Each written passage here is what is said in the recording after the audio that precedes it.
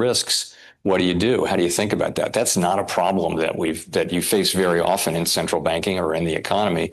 And people are going to have different weights and different risk aversion and different risk appetites on those things. It would be kind of surprising if you had no debate over those things. So we have a healthy debate going on. I think it's very healthy. I think the meetings that we've been having are as good as any we've had, in terms of people sincerely, giving their absolute best argument for their positions, but they're different positions. That's, when I was an investor, I always felt like the most dangerous thing is if everybody agreed on something, because you need someone to come in and try to explain why this is a terrible idea. Hopefully somebody really smart. And that would give you the ability to really test your thinking. So I think that's a healthy discussion that we're having right now. And I'm not at all surprised that we have people across the board. I do think we also, as an institution, do try to come together around a central answer. And that's, of course, part of what I try to do is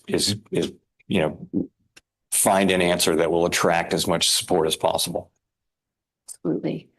I know you probably won't want to comment in great detail on global conditions, but there are a few questions around that and what that implies for U.S. monetary policy, and also just looking at the interest rate differentials between the U.S. and other advanced economies, and how long that could persist, and is there a risk there? Sorry, the interest rate differentials between the U.S. and other advanced economies.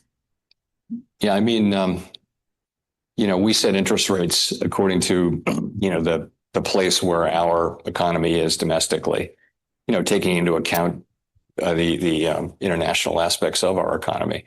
So again, it's not surprising. You could name many, many factors, but, for example, tariffs are clearly more disinflationary for countries that are subjected to them, and they're more, I won't say heavily inflationary, but there's some inflationary pass-through to consumers from countries that are putting tariffs on. So there's a very different monetary policy response potentially just in that. I think we need to set, as every other central bank does, they're setting rates in whatever their remit is geographically, and they're going to be different answers.